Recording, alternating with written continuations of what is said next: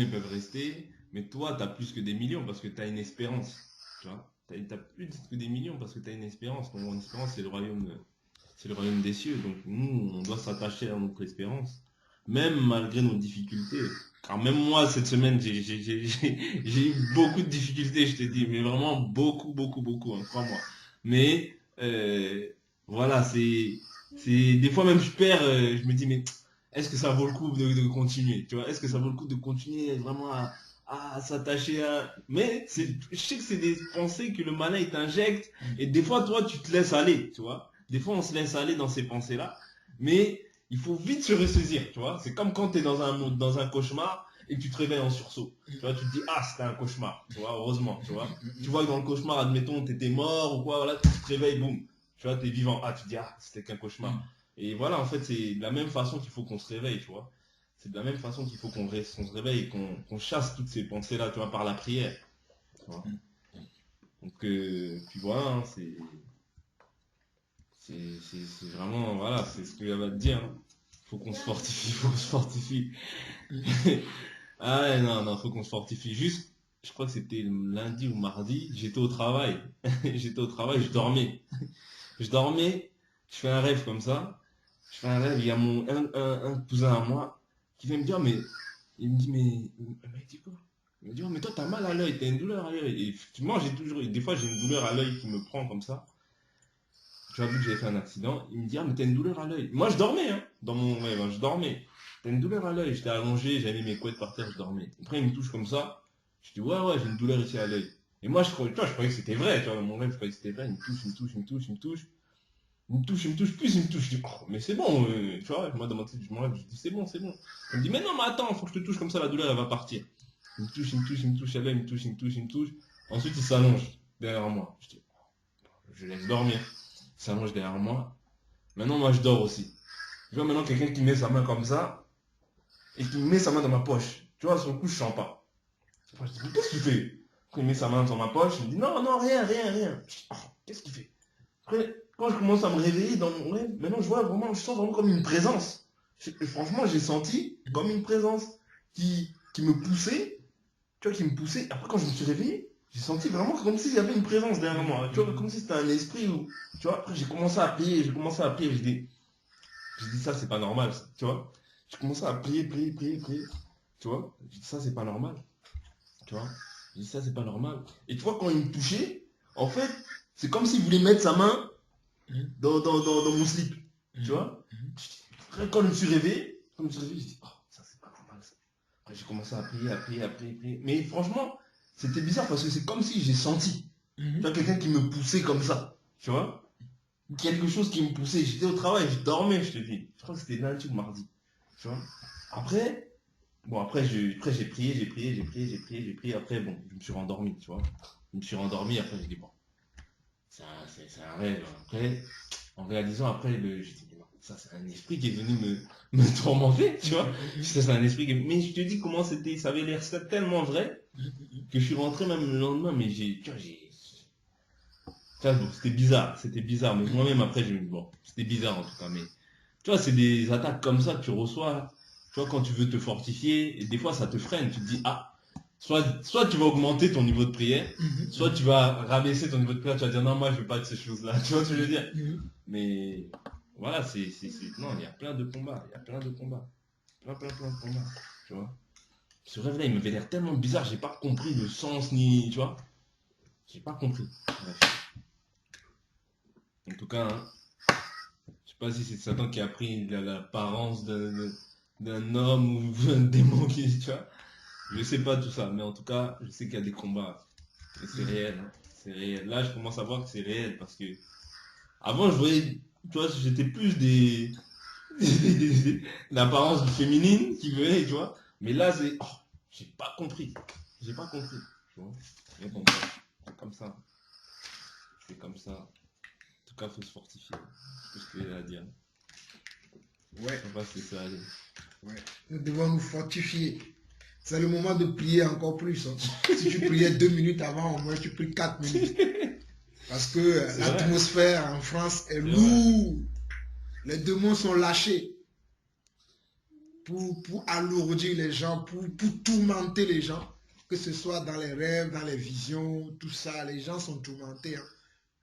Bon, il y a aussi le Seigneur qui agit aussi. On ne va pas voir que l'ennemi, il y a aussi le Seigneur qui agit. Bien sûr. Mais nous savons que la vie d'un disciple n'est pas une vie, tu es dans ton canapé, tranquille, les pieds sur, les pieds croisés, avec un bon jus de fruits. Non, ça, c'est pas la vie d'un disciple, ça. Un disciple, il est là, on l'insulte, on l'injure, on le traite de tout. C'est ça la vie d'un vrai disciple. Parce que quand nous regardons le livre des Actes des Apôtres, les apôtres n'avaient pas le temps de pouvoir dormir.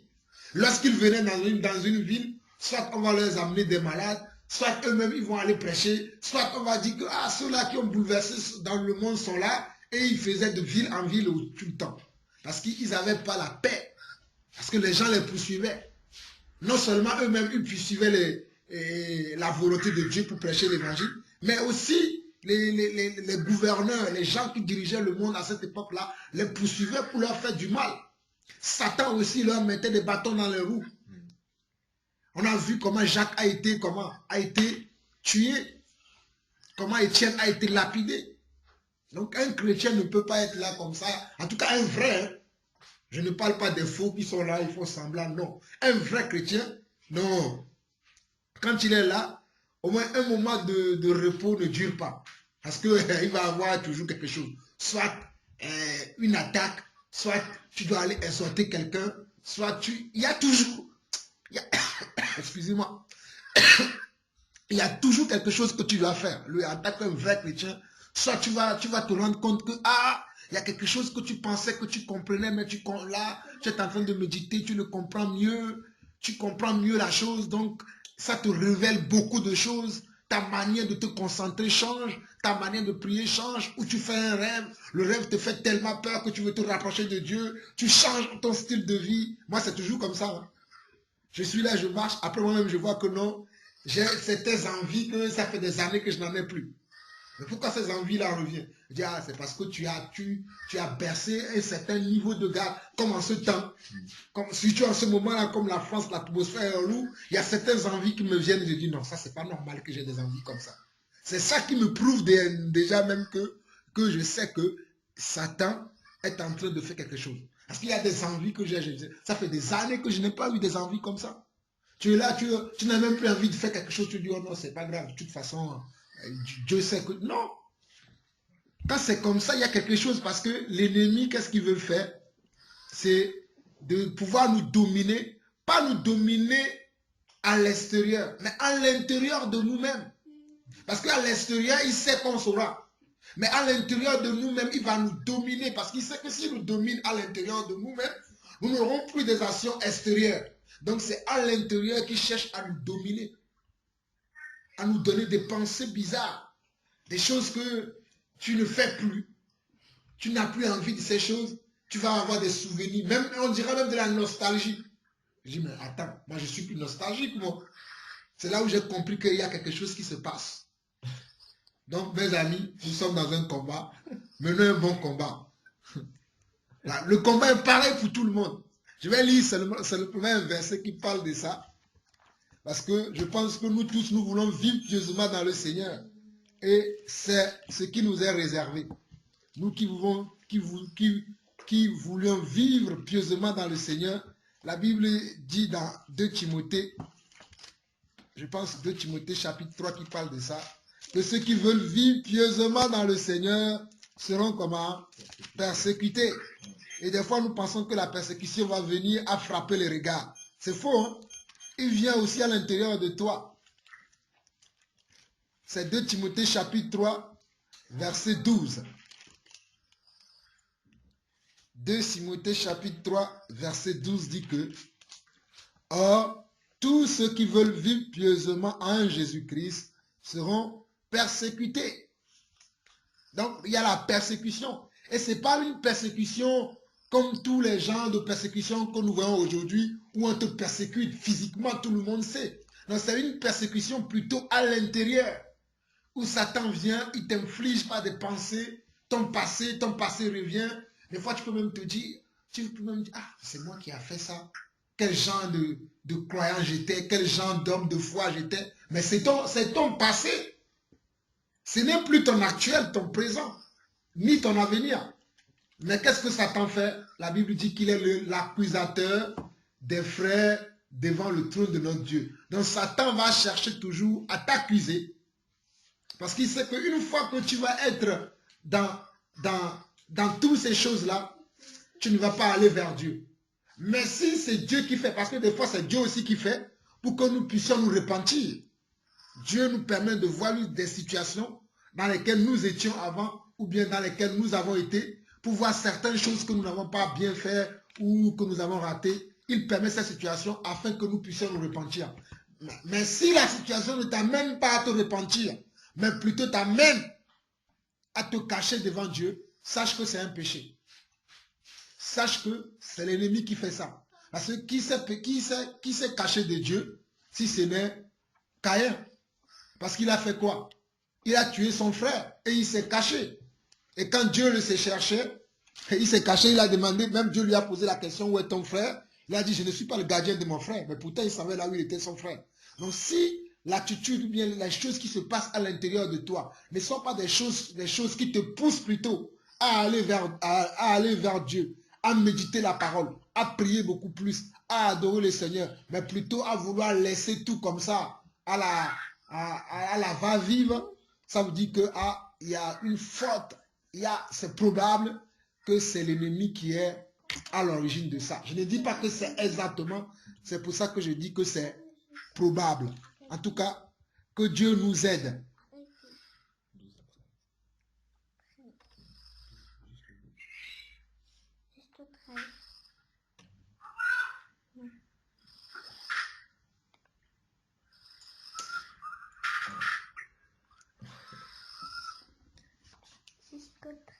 La fatigue, hein? On veut même dormir. Moi, des fois, j'ai même envie de dormir. Alors que j'avais prévu faire des choses, mais c'est le sommeil qui m'attrape.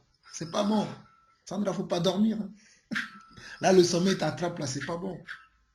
Mais bon, Dieu est bon quand même. Hein? Dieu est bon, mes frères. Mais oui, le Seigneur est bon. Mais oui, le Seigneur est bon. Il a fait pour nous des merveilles.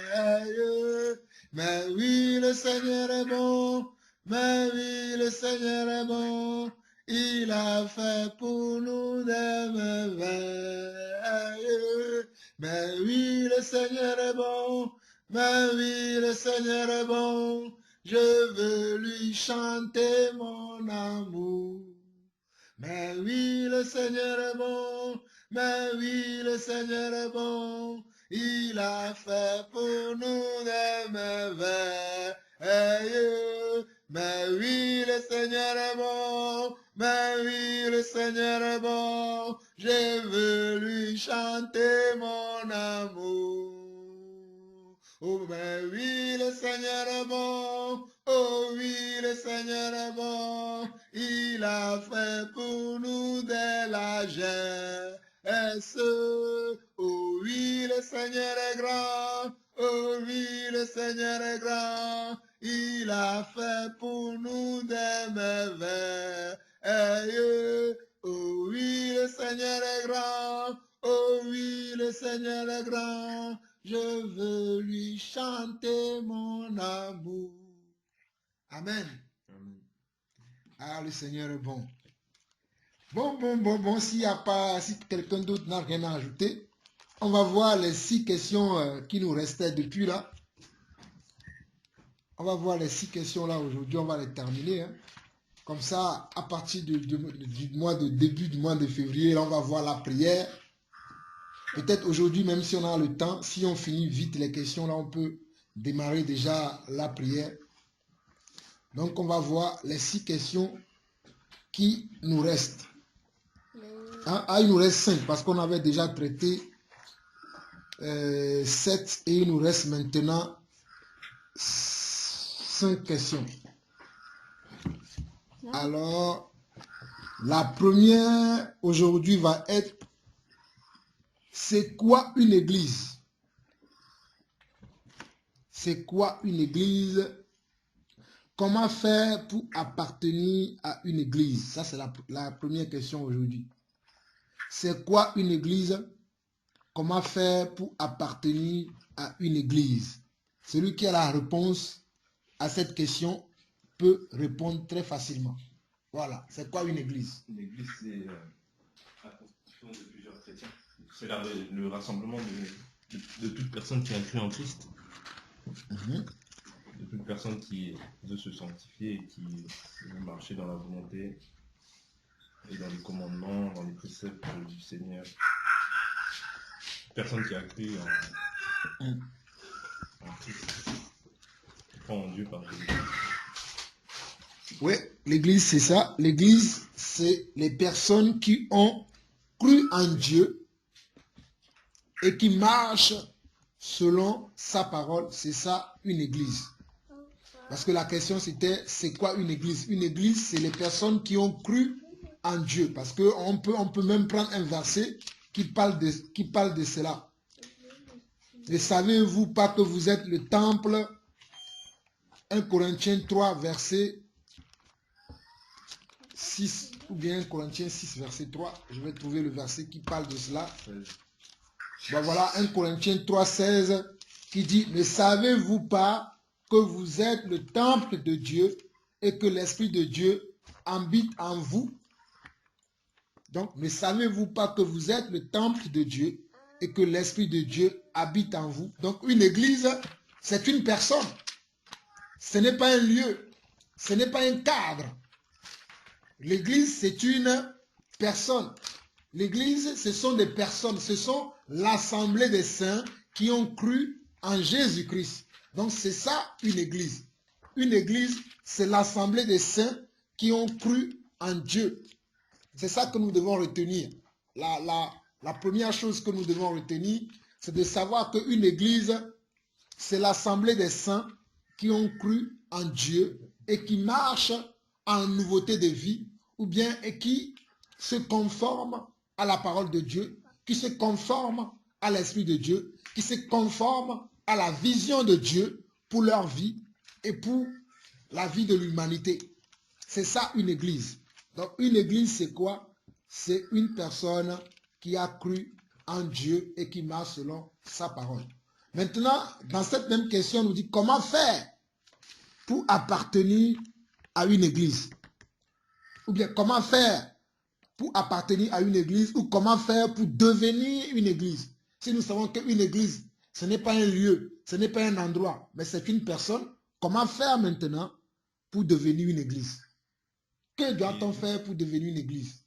Demander à Dieu de nous diriger vers une église. Si on est un chrétien isolé, on ne connaît aucun autre sang, qu'on y va à une église, et que ce soit selon ta parole, que ce soit l'église que tu veux pour voir, mais qu'elle soit conforme à la parole. Ça peut être aussi avec suite à cette prière, si on fait dans une localité, on a fait la prière plusieurs semaines qu'on demande à Dieu. Après, ça peut être, la réponse, ça peut être nous-mêmes, ça peut être lancer une église chez nous. Mais voilà, c'est pas, effectivement, peu importe le lieu, c'est pas un lieu dès qu'il y a c'est un rassemblement, une réunion, dès qu'il y a 2 ou 3 rassemblés dans le nom de Jésus, c'est une église.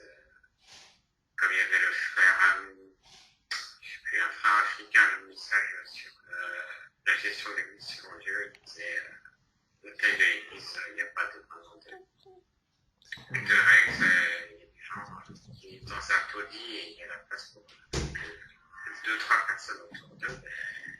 Ils peuvent se réunir quand même, ce serait une église, quoi.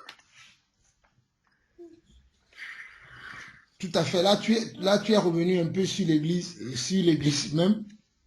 Mais c'est le deuxième volet de la question. Bon, Patrick, tu voulais dire quelque chose? Le deuxième volet, c'est maintenant comment faire pour devenir une église ou comment faire pour appartenir à une église. Comment faire?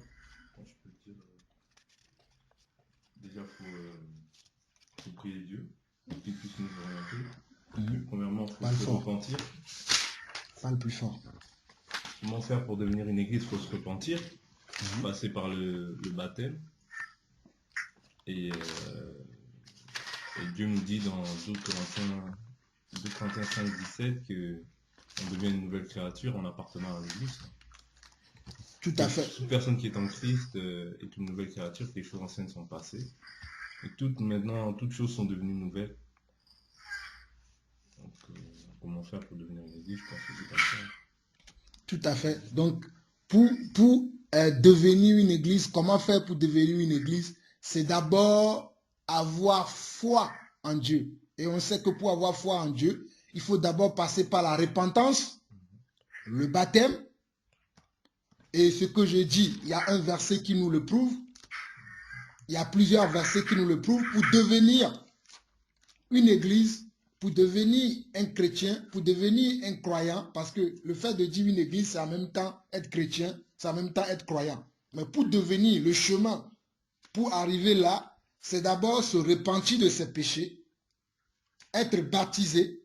C'est là, c'est en cela que tu vas devenir une église. Si tu dis que tu es une église, tu es un croyant et que tu n'es pas passé par la repentance, c'est-à-dire la rémission de tes péchés, et que tu as reçu le baptême, tu n'es pas encore une église. Bon, quelqu'un me dira que ce n'est pas exactement ça. Je peux le comprendre dans un sens. C'est-à-dire, pour devenir véritablement un enfant de Dieu, au moins, le premier pas que tu dois faire, c'est de te repentir et appartenir à Dieu. Le baptême vient ensuite. Parce que quand on regarde dans Actes chapitre 2, lisons le Actes chapitre 2, verset 38. Actes chapitre 2, verset 38. Actes chapitre 2, verset 38.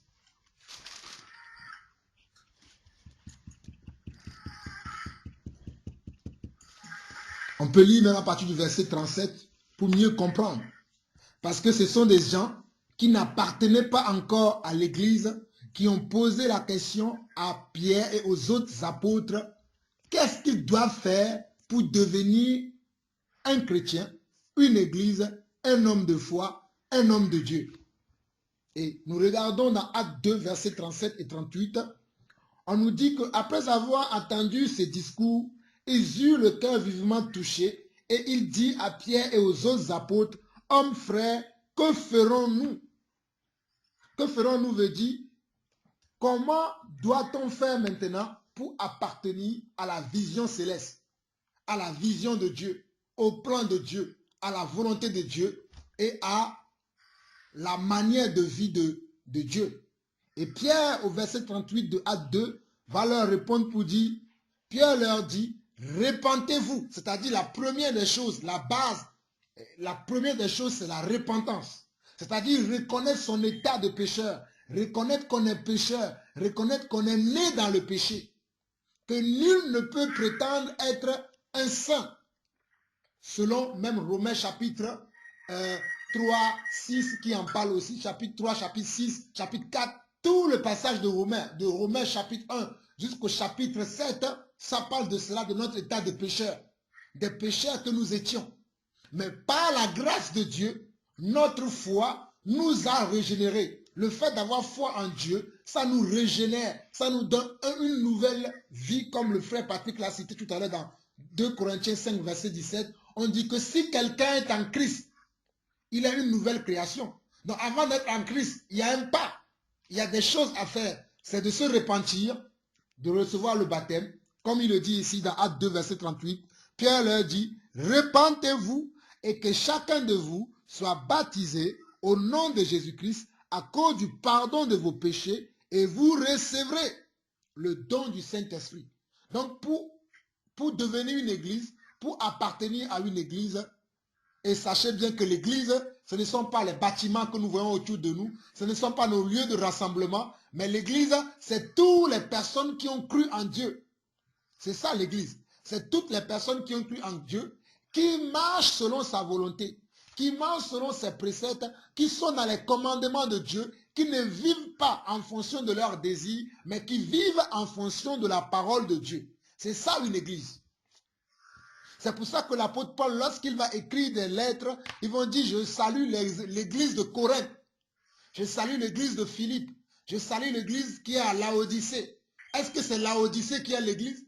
Non, mais il y a des églises qui sont à Laodicée, c'est-à-dire des personnes qui ont reçu la nouvelle vie, qui ont reçu le message de Dieu, qui ont reçu l'Esprit de Dieu, mais qui vivent où? Qui vivent en Colosse, à Laodicée, à Philippe, à Corinthe, qui vivent à Évry, qui vivent à Paris, qui vivent au Canada, qui vivent à Granby, qui vivent à Los Angeles, qui vivent à Chicago, qui vivent à Washington, qui vivent au Congo, qui vivent à Lomé, qui vivent à Douala. Peu importe là où tu vis, mais tu es une créature qui est créée selon Dieu et que tu as maintenant accepté comment?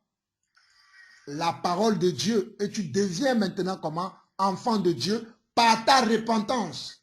Selon Acte 2, le verset 38, je vais le lire encore. Pierre leur dit, repentez-vous et que chacun de vous soit baptisé au nom de Jésus-Christ à cause. Pourquoi on doit être baptisé au nom de Jésus-Christ? À cause du pardon de notre péché qui va nous être accordé le jour où on entend le message et qu'on accepte. Ce jour-là, si on attend le message et qu'on accepte, on va recevoir le pardon de notre péché par l'intermédiaire de qui? De Jésus. Parce que c'est Jésus qui pardonne les péchés. Ce n'est pas moi-même qui va me pardonner mes péchés, mais c'est Jésus qui va me pardonner mes péchés et qui va me donner aussi le don du Saint-Esprit. Et il continue en disant, car la promesse est pour vous, pour vos enfants et pour tous ceux qui sont au loin, en aussi grand nombre que le Seigneur notre Dieu les appellera. Et par plusieurs autres paroles, il les conjurait et les exhortait, disant, sauvez-vous de cette génération perverse. Donc quelqu'un qui n'est pas en Christ n'est pas sauvé.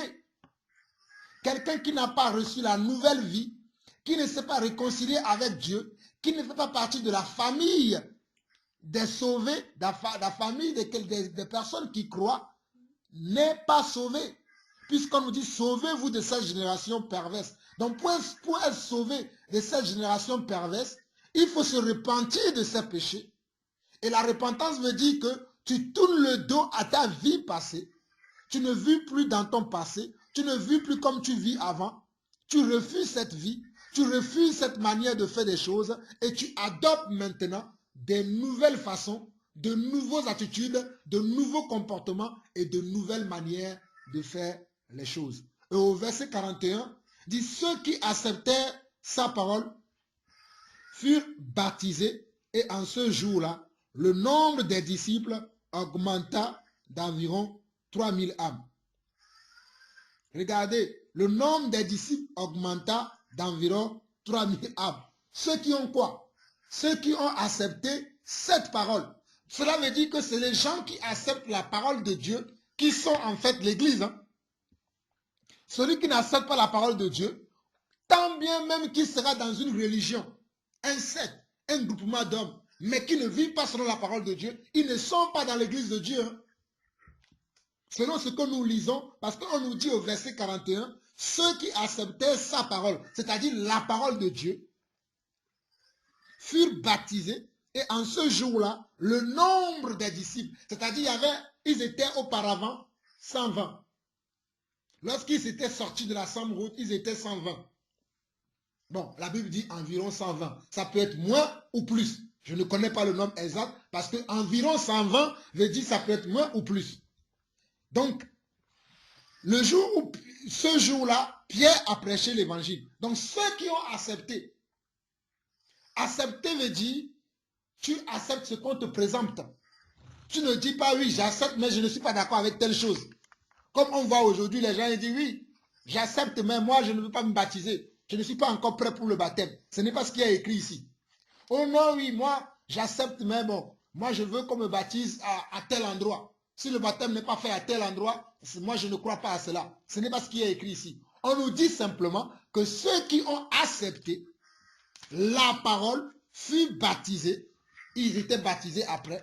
Et en ce jour-là, le nombre des disciples augmenta d'environ 3000 âmes. Donc, il faut déjà accepter le processus. Le processus, c'est la repentance. Après la repentance, il y a le baptême. Et une fois que tu as passé par cette étape-là, tu rentres comment? Dans la famille des chrétiens. dans la famille de Dieu, tu deviens maintenant une église. Tu deviens ce qu'on a lu précédemment dans 1 Corinthiens 3,16. Tu deviens quelqu'un en qui Dieu va venir habiter par son esprit. Dieu vient habiter en toi maintenant. Tu ne t'appartiens plus à toi-même, mais tu appartiens à Dieu. Tu n'as plus le droit de dire que moi. Tu vas dire maintenant grâce à Dieu, grâce à Dieu, grâce à Dieu, grâce à Dieu. Le moi de toi va disparaître et le moi de Dieu va venir habiter en toi pour te diriger. C'est ça être une vraie église. C'est ça que beaucoup d'entre nous, nous avons du mal à comprendre aujourd'hui. Parce qu'on nous a toujours montré qu'une église, c'est un lieu où il y a 2 ou 3 personnes. C'est vrai. Mais ce n'est pas ça exactement l'église. Ça, ce sont des assemblées d'églises. Mais la vraie église, c'est toi, c'est moi, c'est nous qui croyons en Dieu, en qui l'Esprit de Dieu habite en nous aujourd'hui, afin que nous puissions marcher selon la volonté de Dieu. Même quand on regarde le verset 47, le dernier verset de ce chapitre 2, il précise encore cela. Je sais pourquoi je m'attache sur cette première question, parce que c'est une question très fondamentale. Parce que je me rends compte que quand je rencontre les gens dans la rue, ils ne savent même pas ce qu'ils sont. Mais nous devons savoir cela. Regardons bien le verset 47, il dit, « Louant Dieu et trouvant grâce auprès de tout le peuple, et le Seigneur ajoutait chaque jour à l'église ceux qui étaient comment?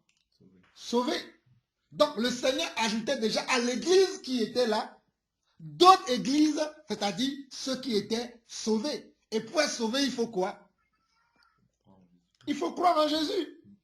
Il faut avoir la foi en Jésus. Il faut se repentir. C'est pour cela que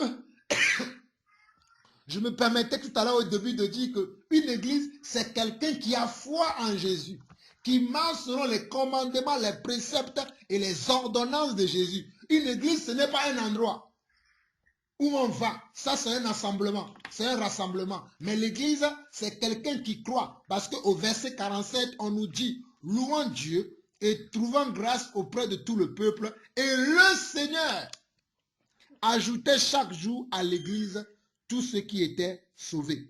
Regardez encore, vous allez voir un autre passage où on nous dit que l'église grandissait par l'assistance du Saint-Esprit. Je crois, ça doit être dans Actes, chapitre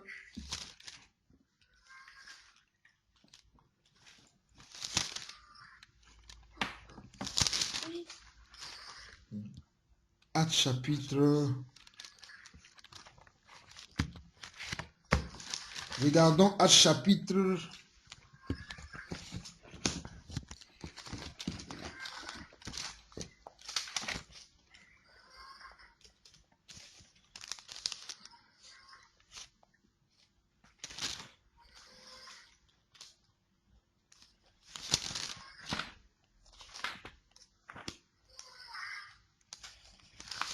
Je cherche le chapitre qui en parle. C'est toujours dans le livre des Actes des Apôtres, mais je pense que dans Actes chapitre 7 ou 8, où on nous dit que l'Église s'accroissait aussi par l'assistance du Saint-Esprit.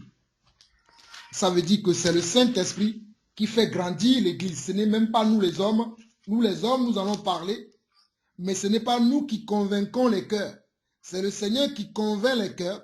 Et une fois que les cœurs sont convaincus, il se convertit au Seigneur et le Seigneur les considère maintenant comme des nouvelles créatures, c'est-à-dire des nouvelles personnes qui se sont ajoutées à l'Église. Donc je cherche le passage exactement qui en parle. Voilà, je vais le trouver.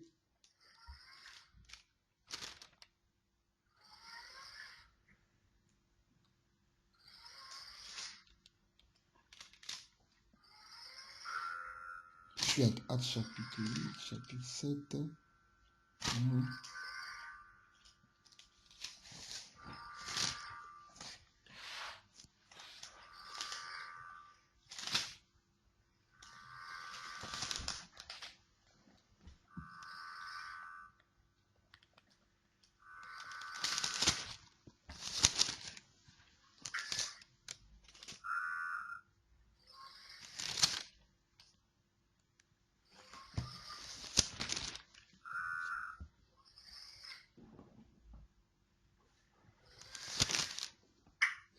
Voilà. On peut regarder dans Actes chapitre 15, le verset, plutôt Actes chapitre 16, le verset 5. Il y a plusieurs passages, hein, mais les passages m'échappent, mais j'en ai trouvé une là. Dans Actes chapitre 16, verset 5, il dit, les églises se fortifiaient dans la foi et augmentaient en nombre de jour en jour.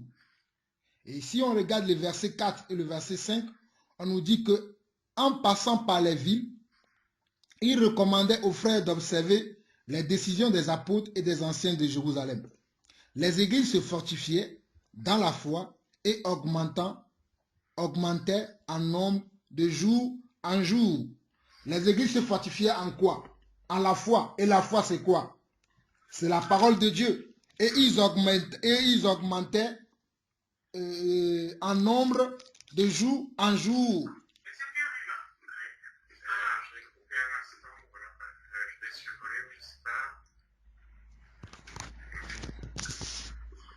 Donc, nous voyons que l'Église grandit grâce à l'assistance du Saint-Esprit. Je pense que le frère Patrick a trouvé le verset qui parle de que l'Église s'accroissait par l'assistance du Saint-Esprit. C'est Acte 9, verset 31. Acte 9, verset 31 dit, l'Église était en paix dans toute la Judée, la Galilée et la Samarie, s'édifiant et marchant dans la crainte du Seigneur, et elle s'accroissait par l'assistance du Saint-Esprit. Je vais relire ce verset parce que c'est un verset très important, c'est pour cela que je prenais le temps pour le chercher, et Dieu nous a vraiment aidé, le frère Patrick l'a trouvé. C'est un verset très important qui dit, l'Église était en paix. Quand je dis souvent aux gens que Dieu nous a sauvés pour la paix, certains ne comprennent pas. Mais c'est une paix, non pas comme le monde croit qu'on doit être dans la paix. Parce que la paix de Dieu est différente de Dieu. Parce que vous avez dit que cette verset est en contradiction avec ce que nous avons lu tout à l'heure dans 1 Timothée. 2 Timothée chapitre 3 verset 12 qui dit que ceux qui veulent vivre pieusement dans le Seigneur seront persécutés. Non, on sera persécuté. Mais certes, on aura une paix qui n'est pas selon la paix du monde, mais qui est une paix qui vient de Dieu, qui va nous rassurer, qui va nous mettre tout le temps dans la joie, malgré qu'on aura des problèmes, on aura des gens qui sont contre nous, des gens qui veulent notre mal, on aura des adversités, et des épreuves, des tribulations, mais il y aura quand même une paix. Parce qu'on dit que l'Église était en paix dans toute la Judée, la Galilée et la Samarie, s'édifiant et marchant dans la crainte du Seigneur. C'était une Église qui marchait comment? Dans la crainte du Seigneur. Et une des choses que nous ne voyons pas aujourd'hui, c'est que les églises ne sont plus dans la crainte du Seigneur. Ou bien les soi-disant églises ne sont plus dans la crainte du Seigneur. Et nous devons tous, nous tous, travailler à cela, à ce que nous soyons vraiment dans la crainte du Seigneur. Et on nous dit, elle s'accroissait par l'assistance du Saint-Esprit.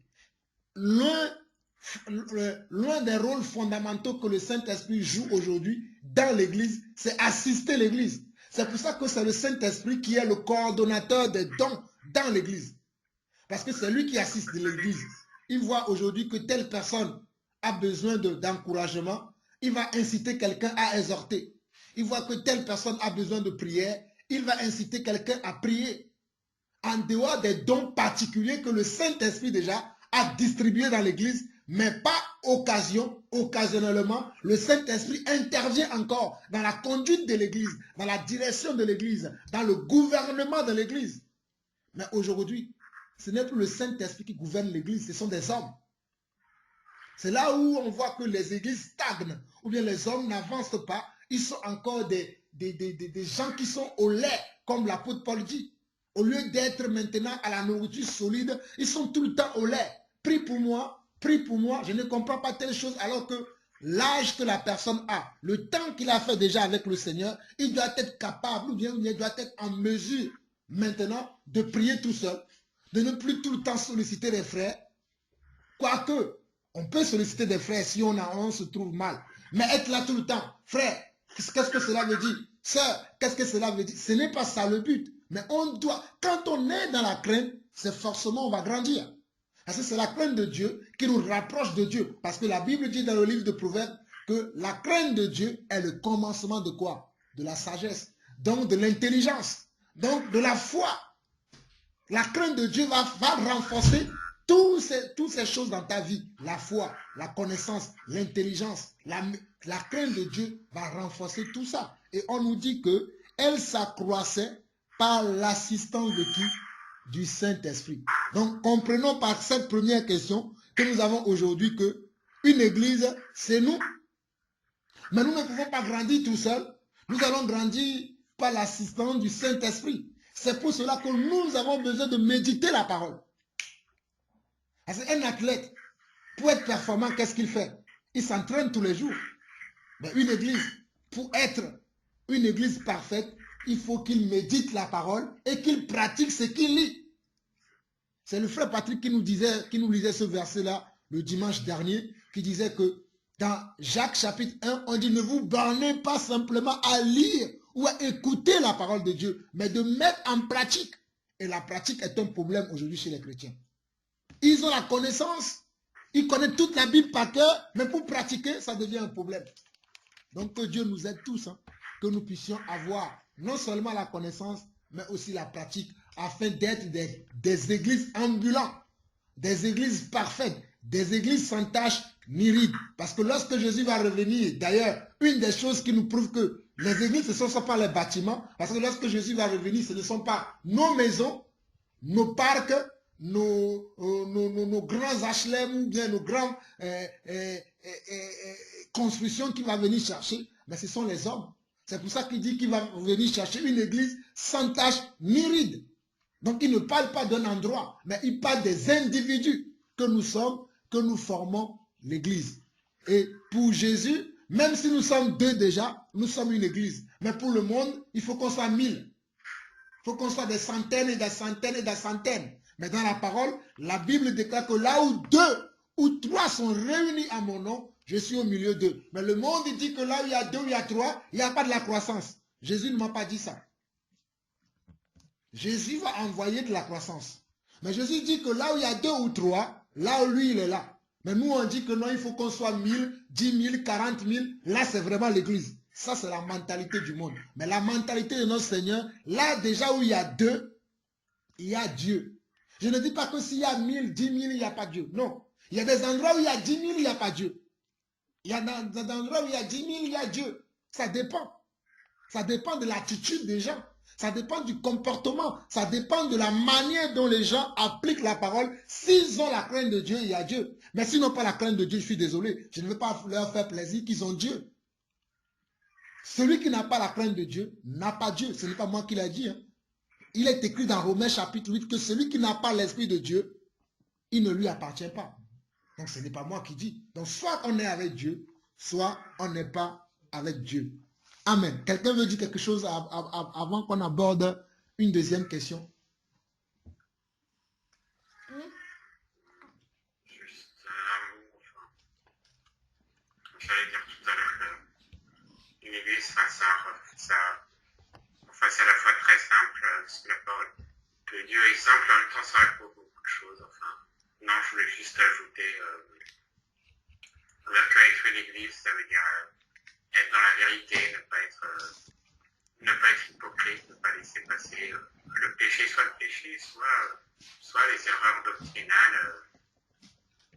Non, je vois que mon frère est dans le péché, je vois que mon frère est dans l'erreur et j'ai pas le courage de lui dire, je sais pas, par peur de déplaire ou parce que je m'intéresse à son porte-monnaie ou j'en sais rien, que ce soit une raison par un acheter. Eh bien, il ne convient pas qu'un saint se comporte comme ça. Que Dieu nous aide, si certains d'entre nous sont plus timides que d'autres, qu'il nous aide à être dans la vérité, avec douceur aussi, pas non plus la vérité avec brutalité, mais voilà. Amen. Donc, on va voir maintenant il nous reste 4 questions. Il nous reste 4 questions. Je les annonce tous. Après, on va les voir un à un. Il nous reste quel est le rôle d'un croyant sur la terre? Qui est chrétien selon Dieu ou selon la parole? Qui sauve ou par contre peut-on être sauvé? Peut-on connaître la date du retour de notre Seigneur et Sauveur Jésus-Christ? Donc c'est le tour de quel est le rôle d'un croyant sur la terre? Quel est le rôle d'un croyant sur la terre? Nous sommes tous croyants aujourd'hui. Quel est le rôle d'un chrétien? Ou quel est le rôle d'une église sur la terre? Croyant veut dire église, croyant veut dire chrétien, croyant veut dire quelqu'un qui a la foi. Quel est le rôle de quelqu'un qui a la foi sur la terre? Quel est le rôle d'un chrétien? Quel est le rôle d'une église sur la terre? Le rôle d'un chrétien, enfin, des églises, des chrétiens, c'est les deux semblent, on peut mettre ensemble. L'écriture, enfin, il y a deux images importantes dans l'écriture ou dans l'évangile, c'est la lumière du monde, donc il va apporter la parole, et puis en complément, je dirais, la parole nous dit aussi le sel de la terre, donc le sel, c'est l'image de quelque chose qui est là pour prévenir, pour limiter ou ralentir la corruption de la terre, ou même l'empêcher autant que possible.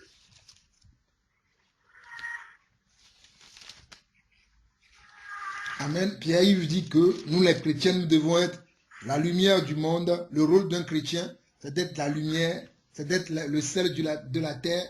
Est-ce que quelqu'un d'autre a une autre explication? Parce qu'il y en a beaucoup. Hein. Sur ça, on peut dire beaucoup de choses. Croyez-moi. Déjà, ce que tu as cité, c'est... Oui, voilà. D'être un modèle déjà pour les païens. Amen. D'être un modèle pour les païens. De bien se comporter devant les païens. Pour pas qu'ils aient à médire de notre Seigneur. Pour pas qu'ils aient à quelque sorte à critiquer l'évangile, à dire oui, bon, comme on voit certains chrétiens, oh, tel chrétien aujourd'hui se comporte comme ça, vous me dites que vous êtes exemplaire, mais regarde tel chrétien. Faut pas qu'ils aient à médire en soi et apporter l'évangile à un maximum de personnes. Et voilà, bannir le péché, haïr le péché de sa vie. Haïr le péché de sa vie. Voilà, même s'il y a beaucoup de choses à dire, parce que cette question, c'est une question un peu piège en soi, mais il y a vraiment beaucoup de choses à dire. Tout à fait, tout à fait. En soi, c'est, comme il l'a dit, on doit être vraiment des éclaireurs, on doit... Voilà. Oui, donc comme vous l'avez tous dit, hein, déjà nous avons un rôle d'être la lumière du monde, le sel de la terre, les personnes qui sont des modèles, parce que Jésus a été un modèle. Si nous commençons déjà par Jésus, on peut prendre un verset qui donne l'exemple parfait de l'église que Jésus nous a donné, le rôle que Jésus a joué. Nous pouvons voir dans 1 Pierre, j'aime beaucoup ce passage, Jésus a représenté l'église d'une manière parfaite. Et c'est ce que nous devons faire aujourd'hui aussi. 1 Pierre, chapitre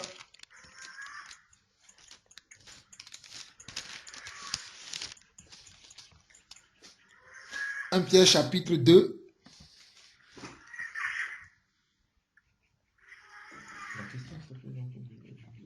Quel est le rôle d'un croyant sur la terre? Ou quel est le rôle d'un chrétien, d'une église ou d'un croyant sur la terre?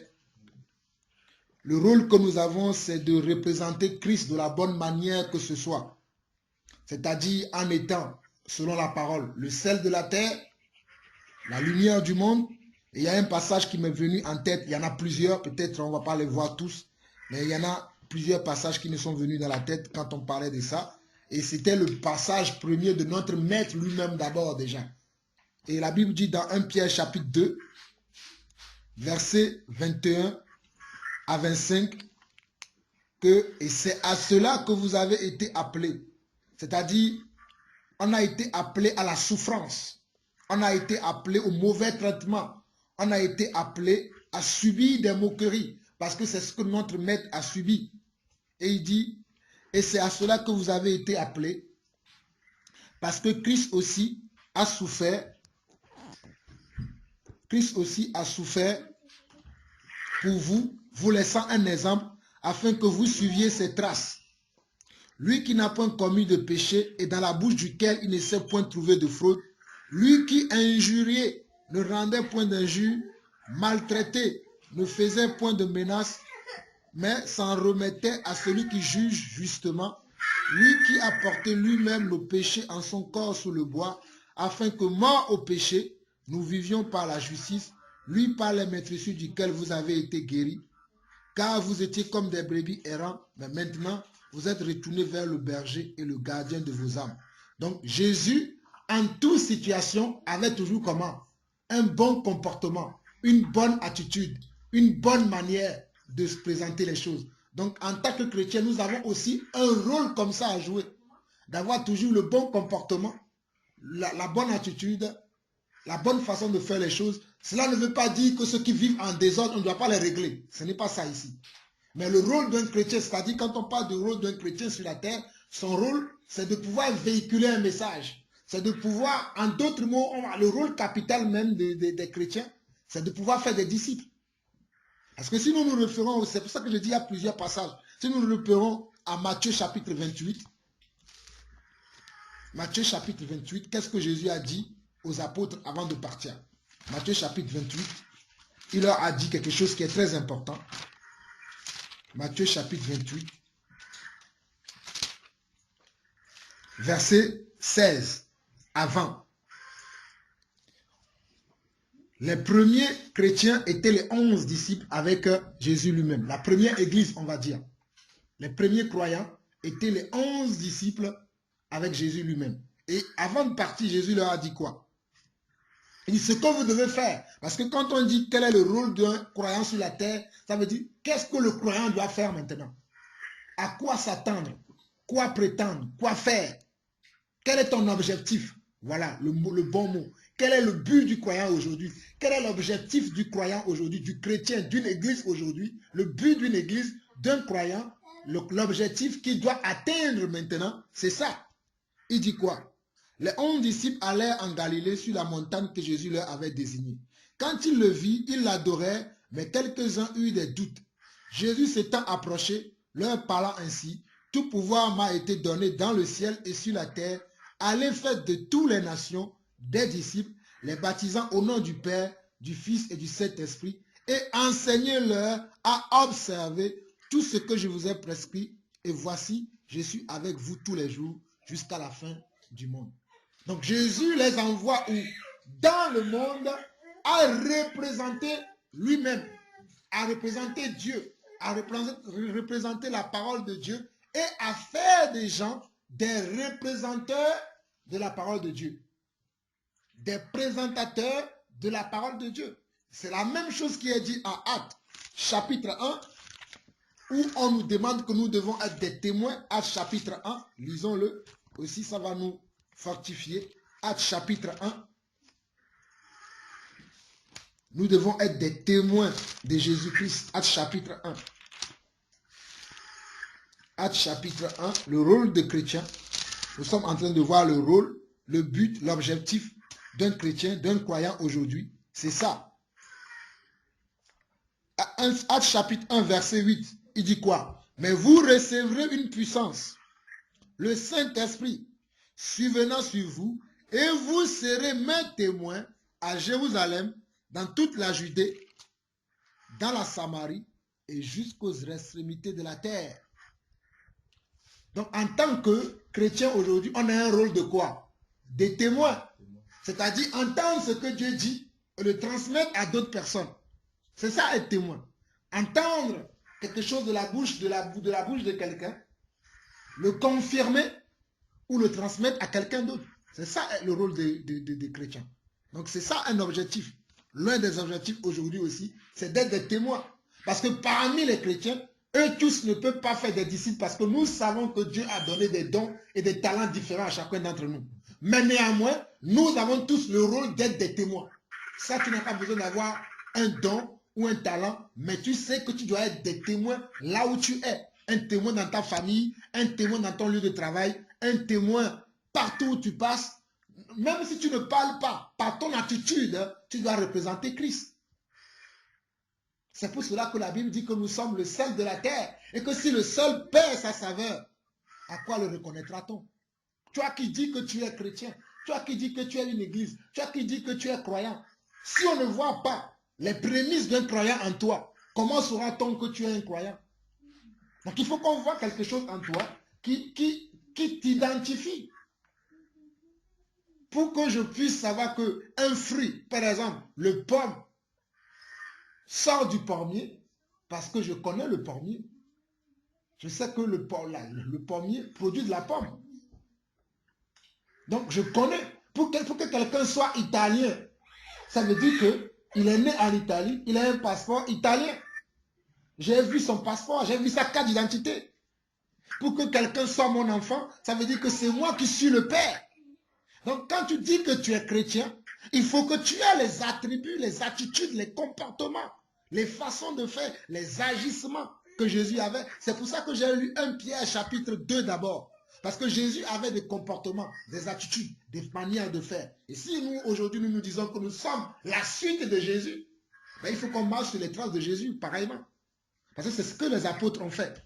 C'est pour ça que le rôle d'une église aujourd'hui, ce n'est pas de dire, comme on voit aujourd'hui, beaucoup d'églises font n'importe quoi, alors que notre rôle principal, c'est de représenter Christ et d'évangéliser les gens, leur retransmettre, être témoin de Christ. Mais aujourd'hui, les églises font du commerce.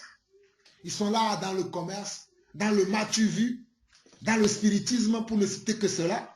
Ça, ce n'est pas notre rôle. Mais notre rôle, c'est quoi? C'est d'être déjà l'amour de Dieu. D'être la lumière du monde, comme le frère Pierre-Yves l'a dit. La lumière. La lumière permet de faire quoi? De pouvoir mieux voir. Imagine une maison qui n'a pas de lumière. Ben, la nuit, vous allez rien voir. Le jour, vous allez peut-être voir. Mais la nuit, vous n'allez pas voir. Et même le jour, des fois, on a des journées qui sont tellement assombries par le temps qu'il fait que des fois, on allume même s'il y a le jour. Et la Bible nous appelle que nous sommes la lumière du monde. C'est-à-dire ceux qui éclairent le monde, ceux qui donnent la direction au monde, ceux qui donnent le chemin au monde. C'est pour cela que je ne comprends pas les gens qui disent aujourd'hui que Dieu plie le monde, donc on n'a rien à dire. On ne peut plus prier. Ils n'ont pas compris. Parce que si on est la lumière du monde, il faut qu'on parle. Il faut qu'on prie. Il faut qu'on fasse quelque chose. Mais si on dit, ah non, on n'a rien à faire. Je pense que si les apôtres avaient pensé comme ça, que de toute façon, Dieu nous avait prévenu qu'il y aura des tribulations, nous avons les tribulations, nous n'allons plus prier, nous n'allons plus prêcher l'évangile, je ne pense pas que nous serons sauvés. Mais c'est parce qu'ils savent que de toute façon, il y aura ces choses, mais la volonté de Dieu se fera toujours, et la volonté de Dieu aussi voudrait dire que nous parlons de la part de Dieu, nous témoignons de la part de Dieu, nous annonçons l'évangile, la vérité, pure, sans tache ni ride, donc nous devons aussi faire ça. Donc ça, c'est le rôle de l'Église. On va retenir 3 choses. C'est que le rôle de l'Église, ou bien le rôle d'un chrétien, c'est d'être le sel de la terre, la lumière du monde, être un disciple et faire d'autres disciples, être témoin et mieux représenter Christ. Amen. Je ne sais pas si quelqu'un d'autre veut ajouter quelque chose avant qu'on ne voit la question suivante.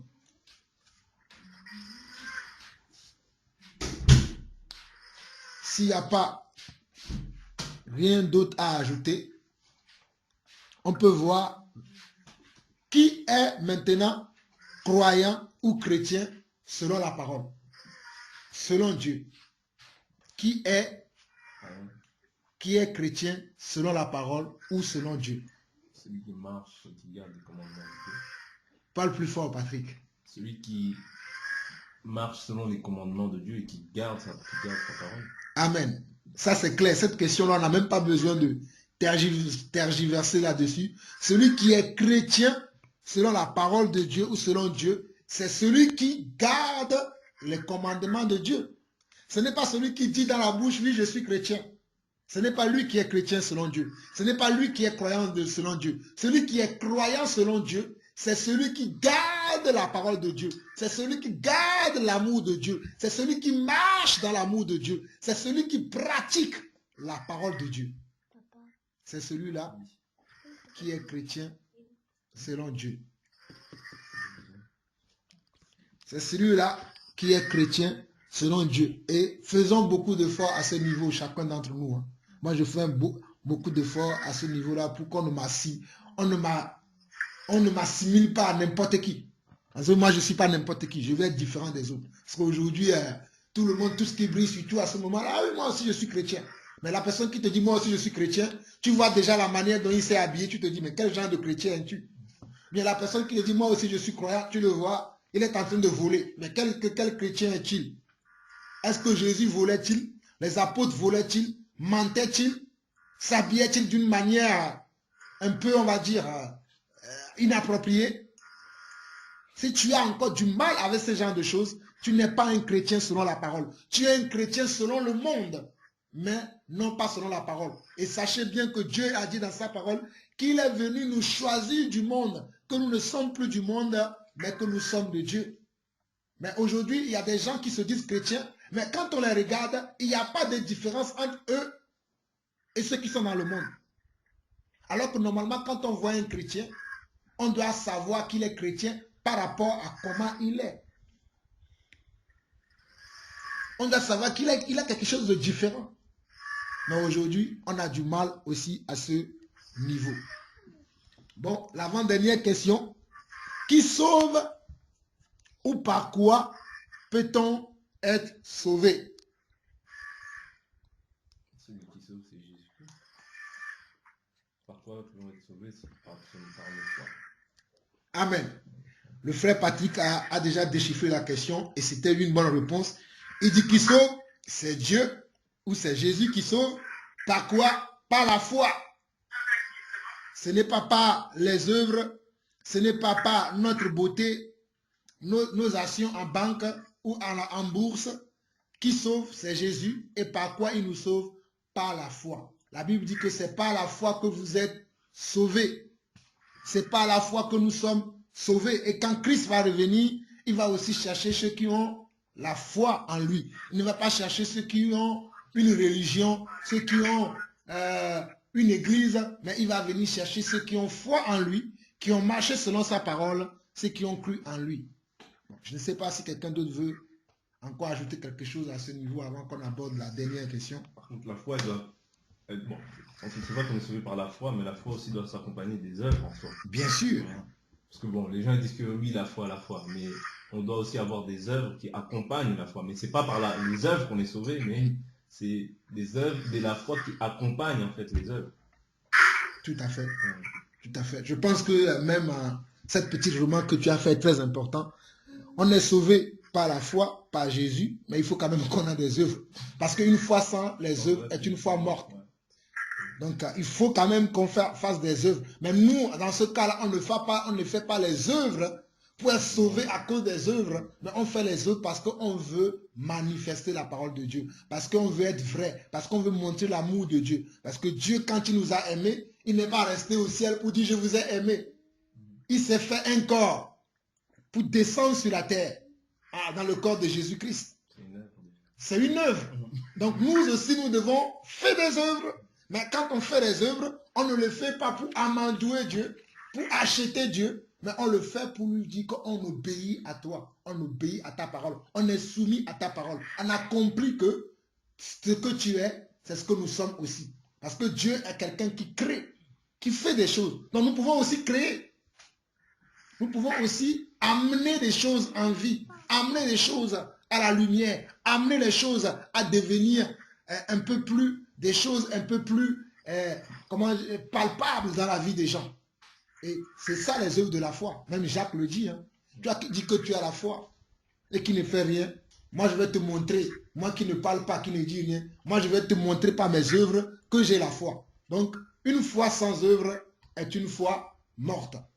Donc il faut quand même que dans la foi, nous ayons des œuvres et on voit que les œuvres de la foi ne sont pas pour obliger Dieu, mais c'est pour que nous puissions montrer à Dieu que nous marchons selon sa parole et selon ses commandements. Amen. La dernière question, c'est... La cinquième question qu'on avait vue, c'était qui sauve ou par quoi peut-on être sauvé? C'est à cela que nous avons essayé de réfléchir un peu tout à l'heure en disant que ce n'est pas la foi qu'on est sauvé. et c'est Dieu ou Jésus qui sauve. Mais nous devons quand même avoir les œuvres de la foi, les œuvres de justice. En d'autres mots, en Éphésiens 2, la Bible dit que Dieu a préparé pour nous des œuvres justes afin que nous les pratiquions. Donc quand on est dans la foi, on pratique des œuvres justes. On n'est pas là à pratiquer encore des œuvres mauvaises que nous pratiquions avant. Donc la dernière question c'est, peut-on connaître la date du retour de notre Seigneur et Sauveur Jésus-Christ? Peut-on connaître la date du retour? On peut pas connaître la date du retour, mais on peut connaître les signes. Amen. Parce qu'il nous a donné des signes. Il ne nous a pas laissé donner une date de retour précisément, mais il nous a donné des signes. Amen. Les signes Amen. de guerre, les signes de... Quand vous verrez qu'il y aura ceci ou cela, il faut faire attention, prenez garde, je suis à la porte en soi. Il ne nous a pas donné une date précise en soi. Après, Amen. Amen. Je partage la même pensée que toi. Et c'est tellement biblique parce qu'on ne peut pas connaître la date du retour de notre Seigneur, mais néanmoins on peut connaître les signes parce qu'il nous a donné des signes et annonciateurs de son retour, les signes précurseurs de son retour, les signes révélateurs de son retour, mais il ne nous a pas donné une date précise. Il ne nous a pas donné une année précise, un moment précis. Quand je vois des gens aujourd'hui qui donnent des dates, des jours, tout ça, nous en tant que chrétiens, marchant dans la vérité, dans la vraie foi, dans la vraie parole de Dieu, on sait qu'il n'y a pas de date exacte. Mais on sait qu'il nous a dit que tant que nous verrons certaines situations se produire sur la terre, certaines choses se faire sur la terre, cela veut dire qu'il est aux portes. Cela veut dire que c'est les douleurs de l'enfantement. Cela veut dire que c'est les signes précurseurs. Mais cela ne veut pas dire que c'est une date. Donc on ne peut pas connaître la date du retour de notre Seigneur Jésus-Christ. On ne peut pas, absolument pas, connaître la date du retour de notre Seigneur Jésus-Christ parce que, je vais prendre juste un verset, parce que je ne veux pas trop, il y a trop de polémique à ce sujet-là, mais je vais prendre juste un verset qui parle de cela, c'est dans Actes chapitre 1, verset 6 et 7, Actes chapitre 1, versets 6 et 7. On nous dit, alors les apôtres réunis lui demandèrent, Seigneur, est-ce en ce temps que tu rétabliras le royaume d'Israël? Il leur répondit, ce n'est pas à vous de connaître les temps ou les moments que le Père a fixés de sa propre autorité. Les apôtres voulaient savoir si c'est en ce temps que Jésus va revenir rétablir le royaume de Dieu sur la terre. Mais lui, il leur a dit que ce n'est pas à vous de reconnaître les temps et les saisons que Dieu même a fixé de sa propre autorité. Et dans Apocalypse aussi, il dit, je viens bientôt. Je viens bientôt veut dire que je peux venir en un instant, comme je peux venir très, très tard. Apocalypse chapitre 22.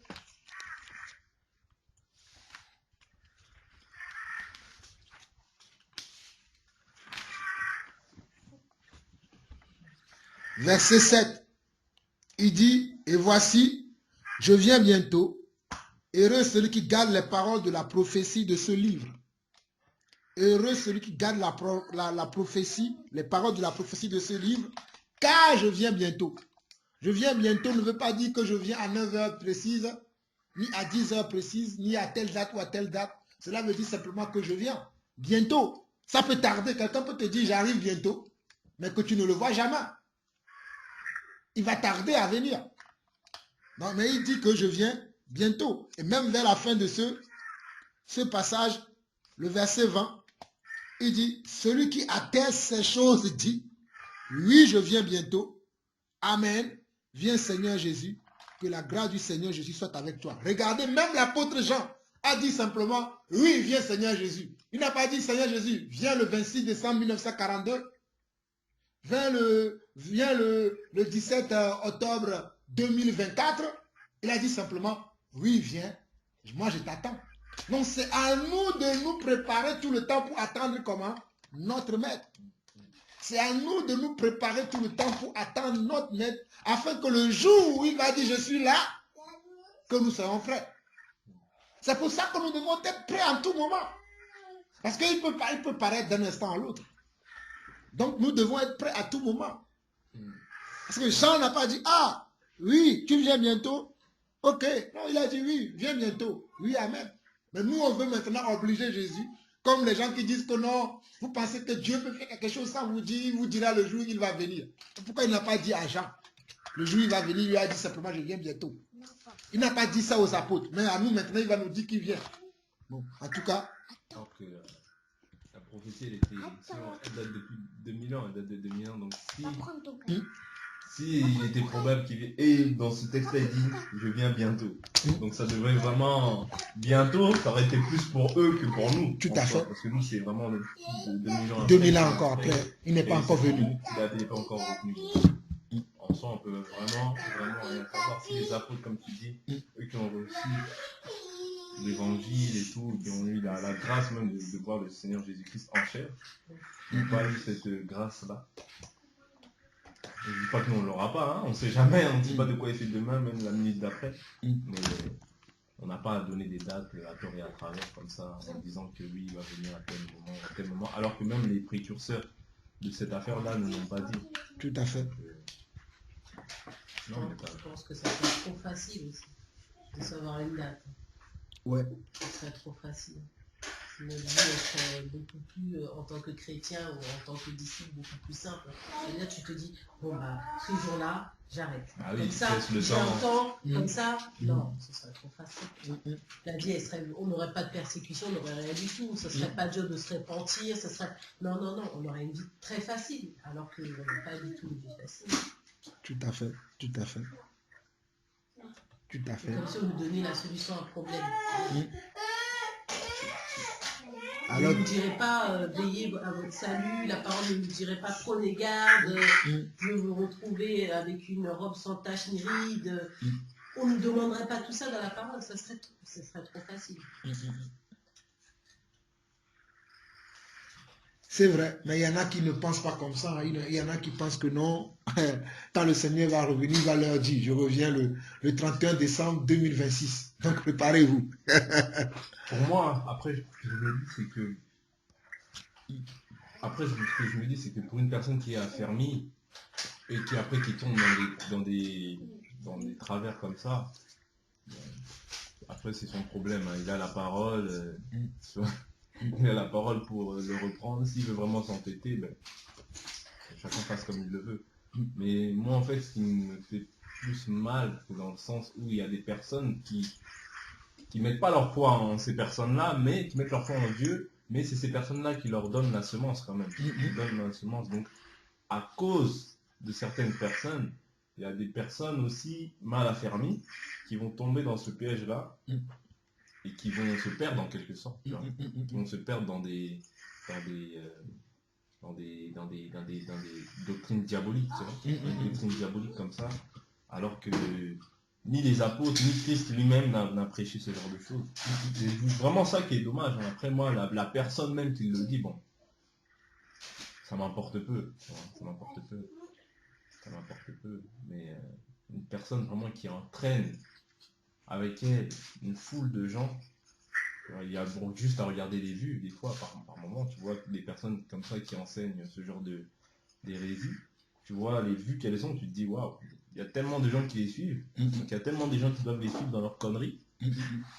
Vouloir soit rendu à Dieu, les événements là, quand ils se sont passés, il n'y a rien eu, donc après, bon, que les gens aussi mettent leur esprit dans la parole, afin qu'ils puissent comprendre, tout simplement.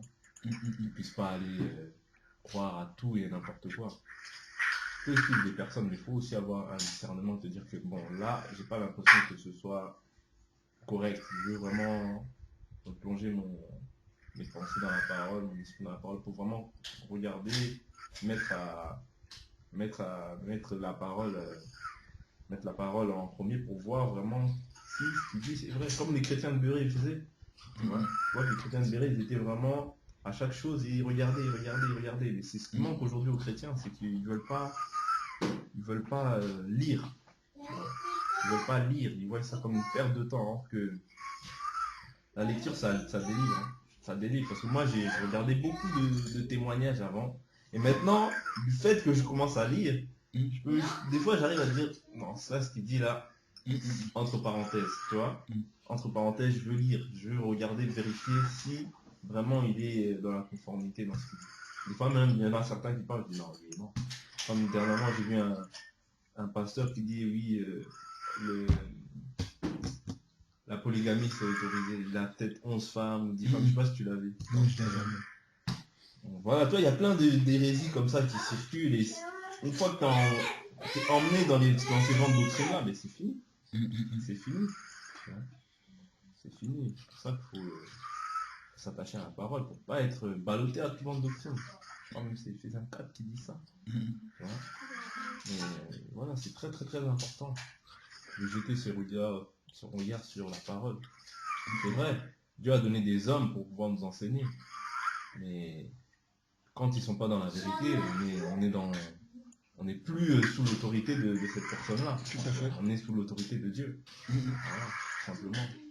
Après, quand ils sont dans la vérité, oui, on doit les honorer d'un double honneur et tout et tout. Il n'y a pas de souci. Mais dès lors où tu n'es plus dans la vérité, je suis sous l'autorité de Dieu. C'est ça. C'est ça. Que Dieu nous dit dans tous les cas que Dieu nous dit. Tout à fait. Voilà, c'est pas évident. C'est pas évident, pardon.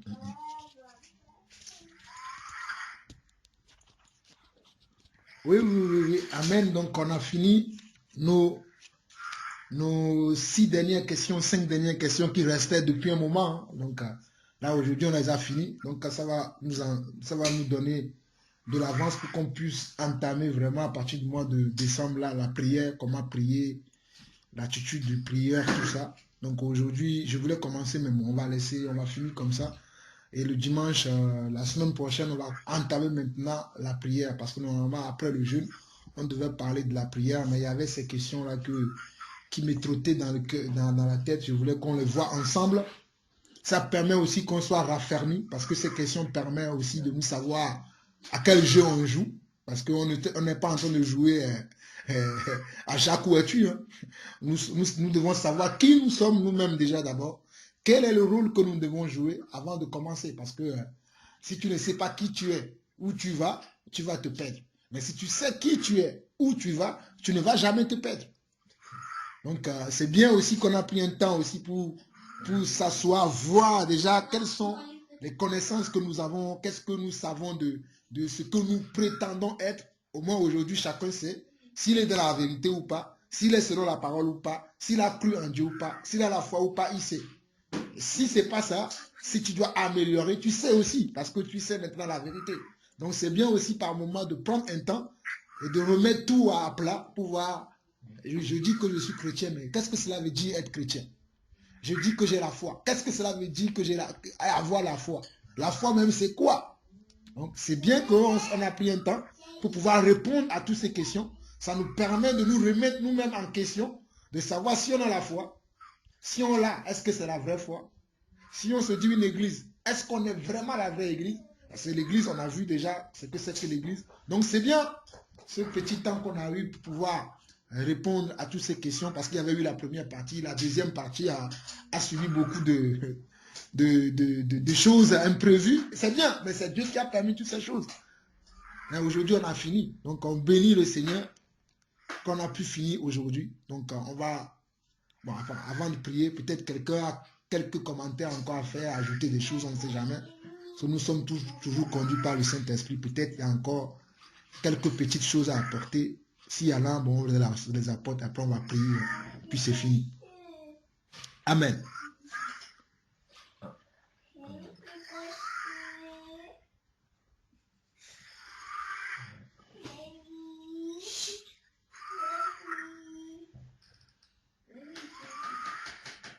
Il n'y a plus rien, personne ne veut rien dire. Il arrive. Tu nous entends? Non, j'ai rien à dire de spécial.